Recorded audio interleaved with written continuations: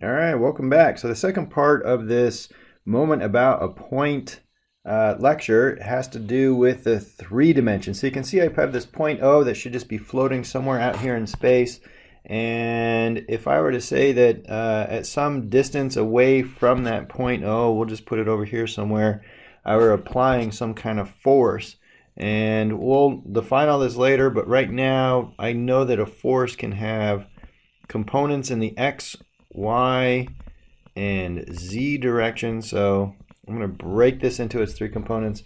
What I'm really concerned with is what's the radial arm distance away from that point that I want to know the moment about.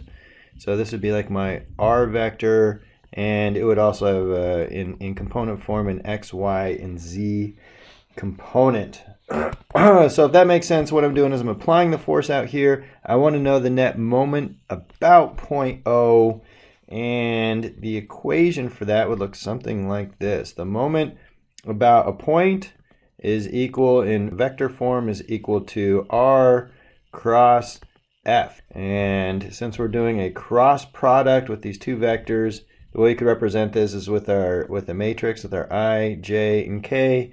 And then I have the X distance, Y distance, or Z distance, or the components of the radial arm in the X, Y, and Z, crossed with the force in the X, force in the Y, and force in the Z components.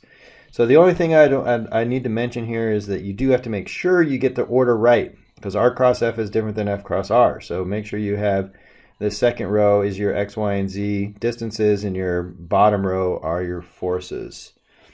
And that would actually still work with those 2D problems we did up above. So if you really prefer matrices, you can do that as well. But I think the best way to demonstrate this would be through an example. So let's take a look at an example here. All right, so in this example, I have this plate, and what I am given is that the tension in this wire that is stretching from A to E is 435 newtons. And what I would like to find is the moment about point O. And this is point O right there. So the first step is to create this. I want this R cross F. I should say the moment. Oh, I should have done this better. The moment at about point O from the force exerted at point A, because there's 2 forces really. There's one at A pointing towards Z. There's one at E pointing towards A, right? So this is the direction of my force. This would be my force at point A. So to get my R value, my R I know is from the part that I want to know the moment about out to where this force is applied. So this is my vector R, my radial arm.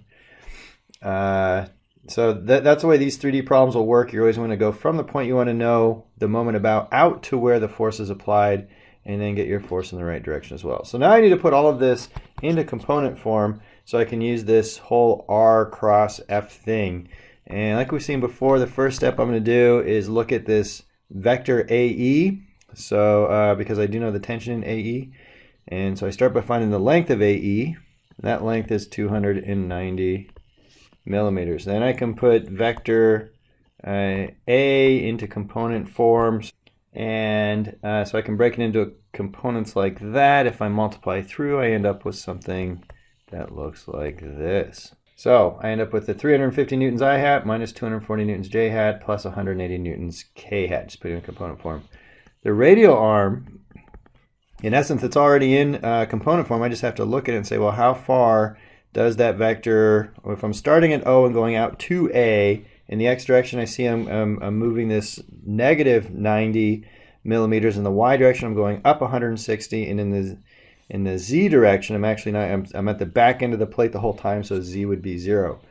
So putting that into its component form.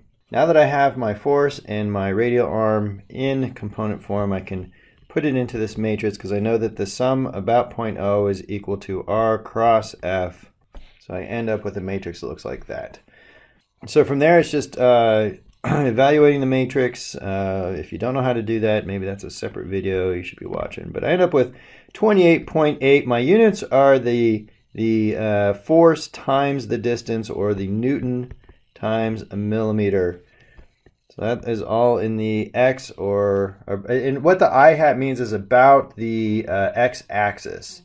So, and then I have for the y-axis and for the z-axis. Oh, I screwed up my units. These are actually Newton meters, not Newton millimeters. Come on, let's get it together on J and K. So that's the method that the textbook has you doing, and it is kind of foolproof, and most students really like to start off with that. However, I think it's much more powerful if you can do an alternative method. In this method, it's not really easy for me to explain how you can see these things, but you might be able to figure out what the moment is about the x, y, and z axis by just looking at it. And because there's no real math behind this, I call this the Jedi mind trick. So let's look at this alternative way to do it. So in essence, what we're going to do is we're just going to look at the problem and determine any force times perpendicular distances. So for instance, with this force, I'm going to look at the force in each one of the directions. This little force at A. And let's remove this. I mean, it's there, but I just want to make sure that I can see this okay. So the first force I'm looking at is the component in the x direction. So this would have some kind of force in the x direction. And I know up above I found the force in the x direction to be this 315 newtons.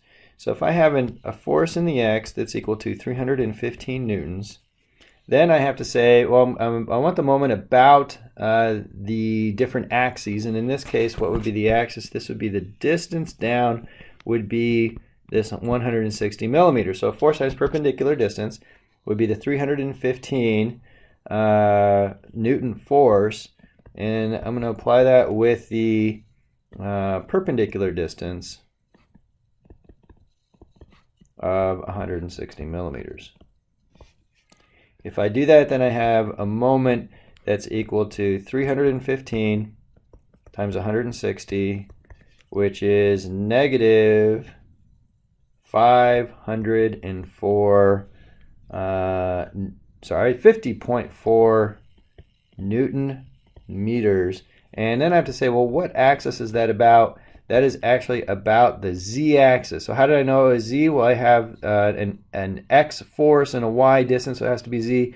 The other way, I can just look at it and say, well, if I'm pulling it, this way, it would want to rotate about this z-axis, and you can imagine it being pinned at point O. This is where it's more like Jedi mind trick, right? You got to figure out, well, what would the net result, and it would want to twist around. The negative sign for that negative 50.4 comes from the fact that I know my right hand rule. What I do is I put my thumb in this direction of the positive z. So you put your thumb, geez, I don't know if I can draw this. I never thought about drawing this before, but you put your thumb this direction. There's my thumb, and you have your fingers. Awful hand. But you can imagine that your fingers are showing you, they're wrapping around. That would be a positive moment, meaning it would have to wrap around that counterclockwise if I were looking down the z-axis. Well, this is actually going opposite the direction my fingers are wanting to go, right? So that's where that negative comes from. So that was one force. I can continue on with another. That was like my x component of the force. Let's look at the y component. I know the force in the y direction is 240 newtons. So if I come up here and say, all right, now we're going on to the y direction. So that's this way. This is my force in the y direction. And I'd say, well, what kind of moment would that create about point O? Maybe I should get rid of this. Yeah, does that make it easier? I don't know. And I can see that in that same right-hand notation, it would create another moment about the z-axis where it'd want to rotate about that z-axis in the positive direction. So if you can't see it, take some time and look at it. This is that Jedi mind trick, so maybe you can't. I don't know. So I have a force of 240 newtons. The distance is from that from this the lever arm, right, is this 90 millimeters. That's my perpendicular distance to that force down. So the 240 times 90 is 21.6 Newton meters, and we said that it is positive. and this would be about, oh, did I not put it on the other one? Z-axis. The other one was also about the Z-axis. And then what else do I have here? I also have the component in the Z direction. So in the Z direction, I have, what is it, 180 newtons. 180, looks like 86. So I come back up here and I'm going to say, all right, let's do the same thing, but now we're saying in the Z direction. So there's a component that would be going out this way. That's my force in the Z direction. I have to say, well, what kind of moment would that create? And I can see that it would want to twist it around this x-axis, and I can also see that it'd be positive, putting my thumb on my right hand and in this direction, and my fingers would be curled over, right? So in this case, you'd actually see your fingers. So I know that that has to be positive about the x-axis. But here's the thing, it also creates a moment about the y-axis. So if I put my thumb up, you know, how would I draw a thumb? Why am I even doing this thumb thing? I don't even know. But if I drew my thumb up and said, well, what direction is it wanting to spin? It would also spin in the positive, around the positive y-axis as well. So that force in the z direction has two components, two moments, one about the x-axis and one about the y-axis. Or the easy way to remember that is, if the force is in the z and I multiply times a y distance, I have a moment about the x. And if I have a force in the z times an x distance, it would be a moment about the y. So keeping it all straight. And it might help if you, let me see if I can make this small enough, maybe you can still see that. So my moment, there's two moments. One is 180 times the 160 millimeter, which is the y distance. That gives me 28.8 Newton meters, and that would be about the x-axis. And I have a second moment that's created from this 180 Newton force. This time times this 90, which is this x distance, and that gives me 16.2 Newton meters. Both those are positive because I did my right hand rule and I saw that they were positive. So this is about the y-axis. So the last step is just to add up, to summarize, to add up all of your common moments. So I have two moments about the z-axis, the negative 50.4 and the 21.6. I have one moment about the x-axis, which is the 28.8, and one about the y, which is 16.2. And that will align with what you see up here. Okay, so just adding up these, the z-axis, I had the 50.4 and I had the 21.6, and then keeping the the x-axis and the y-axis the way they are, because there's only one component.